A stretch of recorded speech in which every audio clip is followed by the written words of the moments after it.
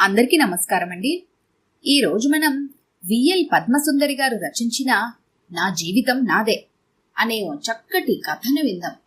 ఇక కథలోకి వెళ్దాం. ఎదిగిన పిల్లలతో తల్లిదండ్రులు స్నేహితుల్లా మెలగాలంటారు. కానీ ఈ సూత్రం పిల్లలకి 30 ఏళ్లు నిండి వాళ్లవైన సంసారాలు ఏర్పడేదాకా వర్తిస్తుందేమో. ఎందుకంటే ఆ పైన పిల్లలు కన్నవాళ్ళని కేవలం ఒక బాధ్యతగా, భారంగా మాత్రమే చూస్తారనే నిజం నా 50 ఏళ్ల జీవితం నేర్పింది. అందుకేనేమో నా 3 పిల్లలు ఆరుబయట వెన్నెల్లో సమావేశమై నా భవిష్యత్తు గురించి చర్చిస్తుంటే నేను మాత్రం ఒంటరిగా నా గదిలో కూర్చున్నాను. అర్థం కాని కర్మ సిద్ధాంతాన్ని పఠిస్తూ ఒంటరిగా ఉండిపోయాను. కళ్ళు అక్షరాల వెంబడే కదులుతున్నా మనసు చెవులు పిల్లల సంభాషణ మీదే కేంద్రీకృతమై ఉంది. అన్నయ్య, అమ్మకి ఇంకా 8 ఏళ్ల సర్వీస్ ఉంది. ఎందుకు వాలంటరీ రిటైర్మెంట్ పెట్టనిచ్చావు? నా గారాల కూతురు గీత నిలదీస్తోంది. అమ్మ ఇంక నేను ఉద్యోగం చెయ్యలేను అంది. నాకు ఇల్లు పూర్తి చేసుకోవడానికి డబ్బు కావాలి. రిటైర్ అయితే అమ్మ బెనిఫిట్స్ అన్నీ కలిపి 5-6 లక్షలు వస్తాయి. అందుకే ఒప్పుకున్నాను. కారణం వివరించాడు ప్రభు. అంటే మొత్తం డబ్బు నువ్వే తీసుకుంటావా? అనుమానం పలికింది గీత ప్రశ్నలో. అంతా నేనెలా తీసుకుంటాను?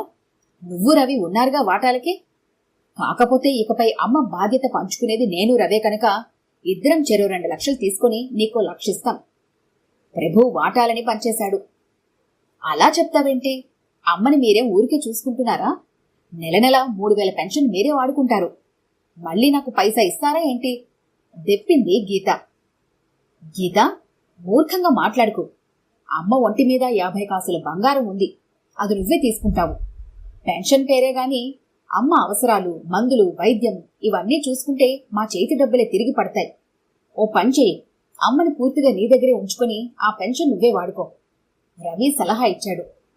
అమ్మో, మా ఆయన ఒప్పుకోరు. నేను మా అత్తగారినే వదిలించుకోవాలని చూస్తుంటే ఇదో తలనొప్ప. నాకొద్దు బాబు.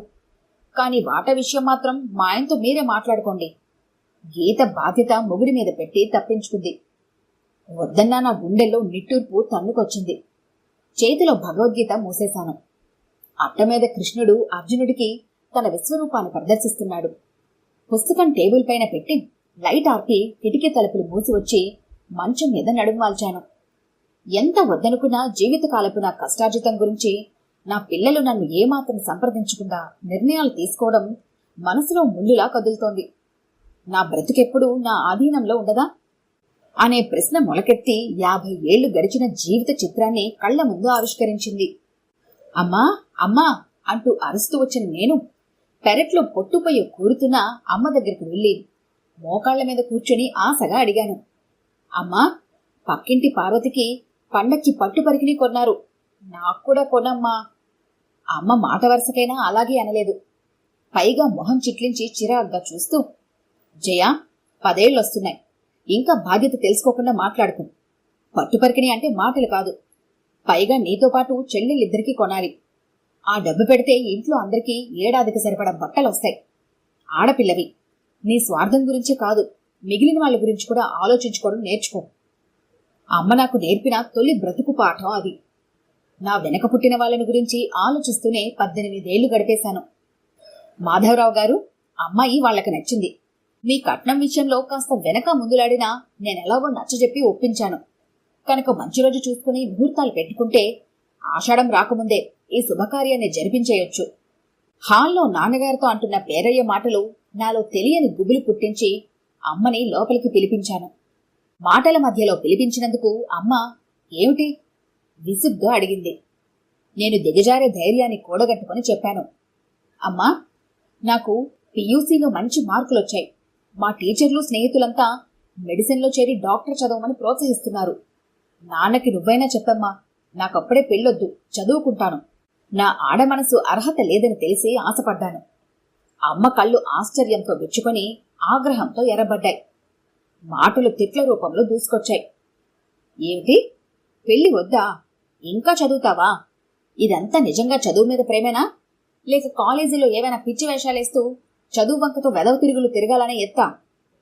సిగ్గుతో చచ్చిపోవడం అంటే తొలిసారి అర్థం తెలిసింది. ఏమనాలో తెలియని స్థితిలో పూడుకుపోయే గొంతుతో అమ్మా, వేదనగా అన్నాను.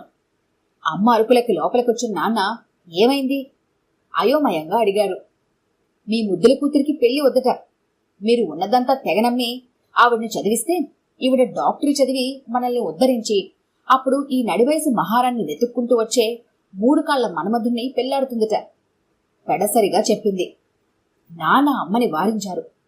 తల వంచుకుని వెక్కుతున్న నా ఎదురుగా వచ్చి చెప్పారు. జయా, నీ వెనక ఇంకా 2 ఆడపిల్లలున్నారు. తమ్ముడా పసివాడు. నా బాధ్యతల భారాన్ని వాడి మీద మోపడం నాకిష్టం లేదు.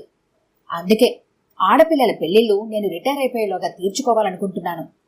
కాస్త నీ సంతోషం గురించే కాదు, నిన్ను కన్నవాళ్లకి మానసిక సాంత్వన చేకూర్చేందుకు కూడా ఒక ఆడపిల్లగా ఆలోచించు.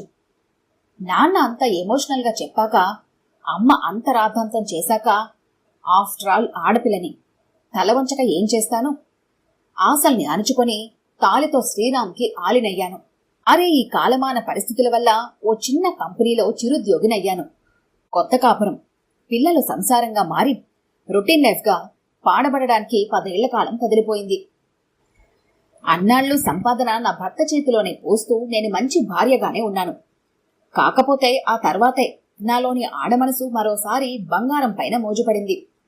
నా కొలీగ్ రాణి నల్లపూసలు చేయించుకుంది. 2000 అయిందట. అంతా ఒకేసారి ఇవ్వనక్కర్లేదట. 4 వాయిదాల్లో ఇవ్వచ్చుట. నేను చేయించుకోనా? భోజనాల దగ్గర శ్రీరామ్ని అడిగాను. నా భర్తలో ఒక మంచి టాలెంట్ ఉంది. దేనిని సూటిగా వ్యతిరేకించరు. కాకపోతే ఎదుటివాళ్లు నోరు ఎత్తలేని విధంగా చాలా కన్విన్సింగ్గా చెప్తాడు. ఆ రోజు అంతే. జయా, ఇప్పుడిప్పుడే మా తమ్ముడి చదువు, మా చెల్లాయిల పెళ్లిలాంటి మన కుటుంబ బాధ్యతలు తీరుతున్నాయి.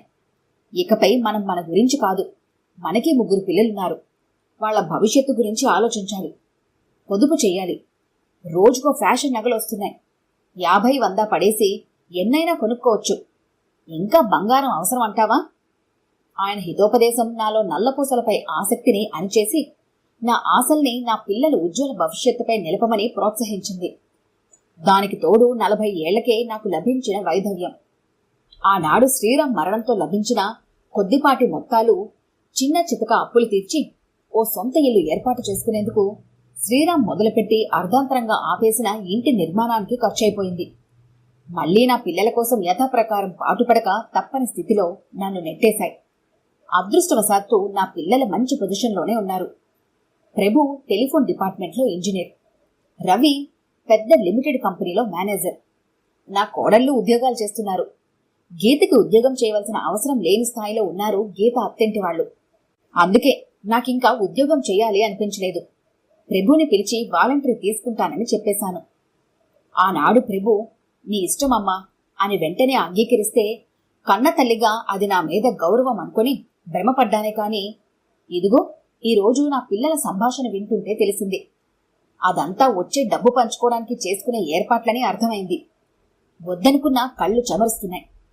10 ఏళ్ల వయసులో పిల్లల్ని సమానంగా చూడాలనుకున్న నా తల్లిది, తన ఉద్యోగస్తుడిగా ఉండగానే ఆడపిల్లలకి పెళ్లిళ్లు చేసి బాధ్యత తీర్చుకోవాలనుకున్న నా తండ్రిది, పిల్లల బాధ్యత, కుటుంబ బాధ్యత ముఖ్యమనుకున్న నా భర్తది, తల్లి కష్టార్జితంపై తమకి అధికారం ఉందనుకునే నా పిల్లలది. బహుశా ఈ లోకం దృష్టిలో నా వాళ్ళందరిది న్యాయమైన కోరికలే. కాని నాకొక్కటే సందేహం, మరి నా ఉనికి మాటేమిటి? నా కోసం నాదైన సంతోషాన్ని అనువంతైన పొందలేనప్పుడు నా బ్రతుక్కు విలువేమిటి? ఇలాంటి ఎన్నో సందేశాలు నా మనసును దొలుస్తూ నన్ను మనశ్శాంతికి దూరం చేశాగాయి. కొన్ని రోజుల మానసిక సంఘర్షణ నా మనసుకి ఓ ఉపశమన మార్గాన్ని సూచించింది. దానిని అమలు చేయడానికి తగిన ఏర్పాట్లు చేసుకోవడానికి స్థిరమైన నిర్ణయాన్ని తీసుకుంటూ నిద్రకు ఆహ్వానం పలికాను. దాదాపు 2 నెలల తర్వాత వేగంగా వెళ్తున్న చార్మినార్ ఎక్స్ప్రెస్లో అంతకు మించిన వేగంతో పయనిస్తున్న ఆలోచనలతో ప్రయాణిస్తూ నా సీట్లో వెనక్కి వాలి కళ్ళు మూసుకున్నాను. ఎంత వద్దనుకున్నా పిల్లలు కళ్ల ముందు కదులుతున్నారు. వాళ్లతో పాటు నేను రాసిన ఉత్తరం కూడా నా కళ్ల ముందు కదిలింది.